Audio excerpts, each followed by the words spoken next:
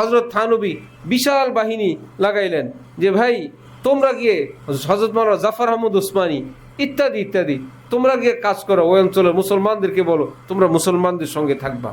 শেষে মাশাআল্লাহ হজরতের রায় থাকছে। তো ওনারা খানকা এবং মাদ্রাসায় বসে দেশ নিয়ে, জাতি নিয়ে, উম্মত নিয়ে যে ফিকির করতেন, আমরা হয়ে গেছি এক অকিজু লোক, চরম মাত্রার। না নিজের দেশ বুঝি, না নিজের দেশের স্বাধীনতা সার্বভৌমত্ব বুঝি, না একজন নাগরিকের দায়িত্ব কর্তব্য বুঝি, না দেশপ্রেম বুঝি, না ভাষা সাহিত্য বুঝি, না কালচারাল ষড়যন্ত্র বুঝি, না আমাদের উপর শকুনের কঠিন কোনো নজর সেটা বুঝি, বরং নিজেকেই বুঝি না। নিজের দায়িত্ব কর্তব্যটুকুন পর্যন্ত আমরা ভুলে এখন কোনো রকম দিন যায়, সকাল সন্ধ্যা হয়, আমরা বড় হচ্ছি, আমরা কোথাও মসজিদে ইমামতি করব, কোথাও মুয়াজ্জিনি করব, কোথাও মাদ্রাসায় শিক্ষকতা করব, মনে হয় যেন জীবনের লক্ষ্যই এমন হয়ে গেছে। হযরত খাজা সাহেব বললেন, তু নেহি হ্যায় মুখ ছুপানে কে লিয়ে, তু নমুনা বনকে আয়া হ্যায় জামানে কে লিয়ে। হে তালেব ইলম, হে আমার মুসলিম ভাই, তুমি তো মুখ লুকায়ে শুধু স্বার্থ রক্ষা, শুধু ব্যক্তি কেন্দ্রিক এই পৃথিবীতে সৃষ্টি হও নাই যে তুমি গরু ছাগলের মতন জন্ম, খাও, পরো, বড় হও, আবার বাচ্চা দাও, আবার দুনিয়া থেকে চলে যাও। এ তো শিয়াল কুকুরের একটা জীবন, গরু ছাগলের জীবন। তু নমুনা বনকে আয়া হ্যায় জামানে কে লিয়ে, পৃথিবীবাসীর জন্য তুমি তো একটা উজ্জ্বল এক্সাম্পল, একটা উদাহরণ, একটা মডেল হয়ে আসছো। তোমাকে দেখবে তো হাজারো লাখো মানুষ তোমার পিছনে ছুটবে, সেটা ইসলামের জন্য, কিংবা সেটা তোমার দেশের জন্য, অথবা সুন্নার জন্য, আল্লাহর জন্য। এর জন্য অনেক কাজ আমাদের। অনেক তালেব ইলমরা বলে এখন তো কিছু করি না, পরে করব, এখন তাকওয়ার সাথে থাকি না, পরে থাকব, এখন ছাত্র জীবন এখন এমন হলেও পরে করব। অথচ তারা জানে হাদিসে পাকের ইরশাদ যে সন্তানকে 7 বছর থেকে নামাজের আদেশ করার বিধান, নামাজ ফরজ হবে প্রাপ্তবয়স্ক হবার পরে, অথচ তাকে নামাজের ট্রেনিং দেওয়ার আদেশ হলো 7 বছর থেকে। ঠিক এমনিভাবে ছাত্র জীবনে যদি কেউ নিজে সুন্দর, পরিচ্ছন্ন, হালাল, সম্মানজনক জীবন অর্জন করতে অভ্যস্ত না হয়, একটা সময় সে স্বাধীন হয়। এখন তো শিক্ষকের অধীন, ওস্তাদের অধীন, পরবর্তীতে সে হবে আরও স্বাধীন, শেষে সে হবে গাফেলদের বাদশা। চরম গাফেল, মুতাগাফেল, কাসেল, মুতাকাসেল, যা হওয়ার সব হবে সে। তখন আর কেউ বলারও থাকবে না। আর সেই অন্যায় জীবনকে ধামাচাপা দিবে বিভিন্ন দলিল প্রমাণ দ্বারা, জায়েজ করতে থাকবে, সবই তার জন্য তখন জায়েজ হয়ে যাবে। ওই ছাত্র জীবনে জীবন সুন্দর না করার কারণে এই পরিবেশ এবং এই পরিস্থিতি। হযরত সদর সাহেব রহমতুল্লাহি আলাইহি কি বলতেন? কাঁচায় না নোয়া লেবাস, পাকলে করে ঠাস ঠাস। যেই জিনিসকে যখন বাঁকাইতে হয়, যেমন করতে হয়, মাটি দিয়ে ইটা তৈরি করে, সেই কাঁচা ইটা যেই ভাজে, যেই খাজে ফেলে, সেরকম সে পাকা হয়ে যায়, আর নড়চড় হয় না। তখনই যদি মন মতন করা না যায়, পরবর্তীতে হয়ে উঠে না ইল্লা মাশা আল্লাহ, খুবই কম, এবং সেটাও কামেল ইসলাহ হইতেই চায় না। হযরত থানবী বলতেন, আমি আমার দোষ ত্রুটিগুলো আমার মাশায়েখে কেরামের নিকট লুকাই নাই, গোপন রাখি নাই, যার জন্য কোন রোগের কোন মেডিসিন সেটা আমার জানা হয়ে গেছে, যদিও ইসলাহ আমার একটারও হয় নাই। বিনয় করে বলতেন, সংশোধন হইতে পারি নাই, কিন্তু কোন রোগের কি ঔষধ সেটা আমি আমার বুজুর্গানি দিন থেকে শিখে নিছি, আমার জানা হয়ে গেছে। হযরত শামসুল হক ফরিদপুরি বলতেন যে আমার ইসলাহের জন্য হযরত হাকিমুল উম্মত আমার প্রত্যেকটা পশমের গোড়ায় ইঞ্জেকশন দিছেন, আমার সারা শরীরে ইঞ্জেকশন দিয়ে, অর্থাৎ এতটা ইসলাহ করছেন, এতটা তরবিয়ত করছেন, যে জন্যেই তো এই দেশের রাজা বাদশারা পর্যন্ত হযরত সদর সাহেবের নাম শুনলে কাঁপতে থাকতেন। হযরত হাফিজি হুজুরের প্রসিদ্ধ ঘটনা, হযরত সদর সাহেবের কবর জিয়ারত করতে গেলেন গহডাঙ্গা মাদ্রাসায়। হাফিজি হুজুর বলেন, আমি রাতের বেলা বাহির থেকে আসা এক অপার্থিব খুশবু শুঁকতেছিলাম, যে হায় জীবনে এত আতর শুঁকলাম, এই ঘ্রাণ কোত্থেকে আসে? হযরত হাফিজি হুজুর বলেন, আমি খুঁজতে খুঁজতে গিয়ে দেখি আমার বড় ভাই মাওলানা শামসুল হক ফরিদপুরীর কবরের ভিতর থেকে ঘ্রাণ আসতেছে। আল্লাহ, তাদের কবরটা কত নূরওয়ালা, কত রহমতওয়ালা। আল্লাহ আমাদেরকে মানুষ হবার তৌফিক দান করেন। এক মানুষ ছিলেন বাংলাদেশে, এক ভিন্ন তবিয়তের, ভিন্ন ধারার মানুষ ছিলেন আল্লামা শামসুল হক ফরিদপুরী রহমতুল্লাহি আলাইহি। প্রায় 250 মতো দ্বীনি কিতাব ফি সাবিলিল্লাহ ওয়াকফ করে দিয়ে গেছেন, এক পয়সাও গ্রহণ করেননি। এমদাদিয়া লাইব্রেরিদেরকে, ভাই তোমরা ছাপো, আমার বাংলাভাষী মুসলমানরা শিখুক, দিন শিখুক, দিন বুঝুক। কিছুই করেন নাই। যেই সময়ে হজরত লালবাগের প্রিন্সিপাল ডক্টর শহীদুল্লাহর মতো এত বড় বিদ্বান, 18 ভাষার পণ্ডিত মাওলানা শামসুল হক ফরিদপুরীর নিকট এসে আত্তাহিয়াতুর শুরুতে বসে থাকতো। ওনার আশপাশের লোকেরা, অন্যান্য শিক্ষকরা ডক্টর শহীদুল্লাহকে বলতেন, আপনার মতো এত মহাপণ্ডিত, আপনি কেন যান মাওলানা শামসুল হক ফরিদপুরীর কাছে, এক মাদ্রাসার মুহতামিমের কাছে? তখন ডক্টর শহীদুল্লাহ বলতেন যে আমার 18 ভাষার পণ্ডিতি এবং সমস্ত বিদ্যা যদি এক পাল্লায় রাখি, মাওলানা শামসুল হক ফরিদপুরীর এক হরফের ওজন আরও বেশি। আমি আল্লাহ দ্বীনের কাছে আমি মস্তক অবনত করি, আল্লাহ দ্বীনের সামনে আমি ছোট হই, আমি দ্বীন শিখি। তো হজরতের লালবাগ মাদ্রাসা আরও কত দ্বীনি মাদ্রাসা করলেন।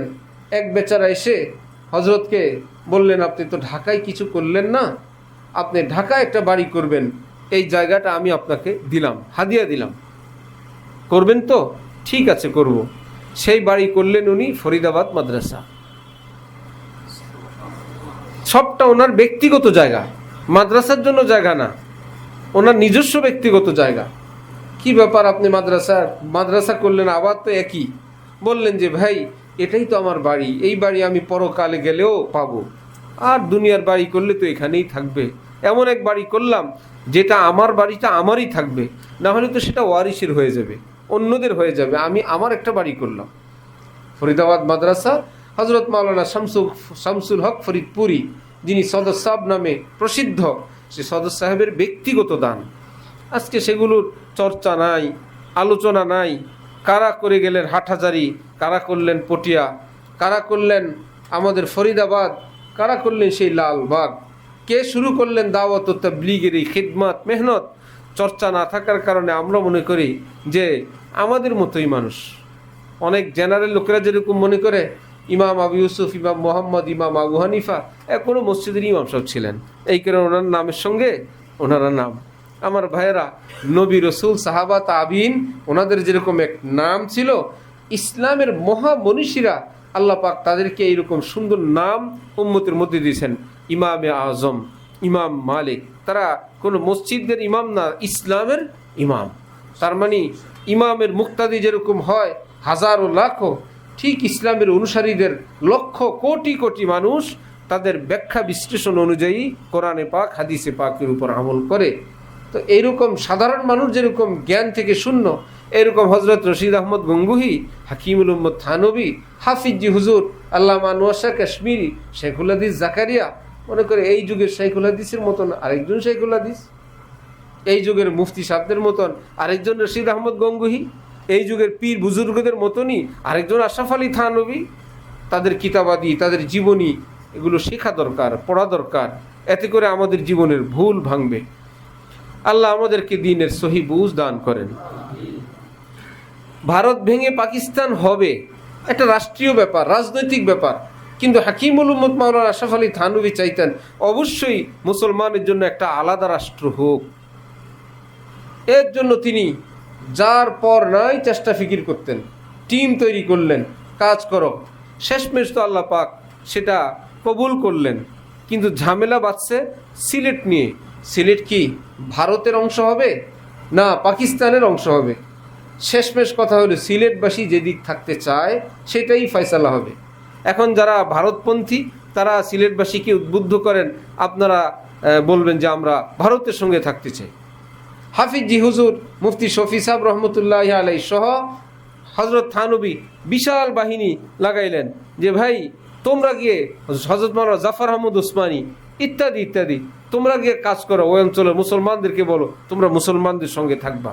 শেষে মাশাআল্লাহ হজরতের রায় থাকছে। তো ওনারা খানকা এবং মাদ্রাসায় বসে দেশ নিয়ে, জাতি নিয়ে, উম্মত নিয়ে যে ফিকির করতেন, আমরা হয়ে গেছি এক অকিজু লোক, চরম মাত্রার। না নিজের দেশ বুঝি, না নিজের দেশের স্বাধীনতা সার্বভৌমত্ব বুঝি, না একজন নাগরিকের দায়িত্ব কর্তব্য বুঝি, না দেশপ্রেম বুঝি, না ভাষা সাহিত্য বুঝি, না কালচারাল ষড়যন্ত্র বুঝি, না আমাদের উপর শকুনের কঠিন কোনো নজর সেটা বুঝি, বরং নিজেকেই বুঝি না।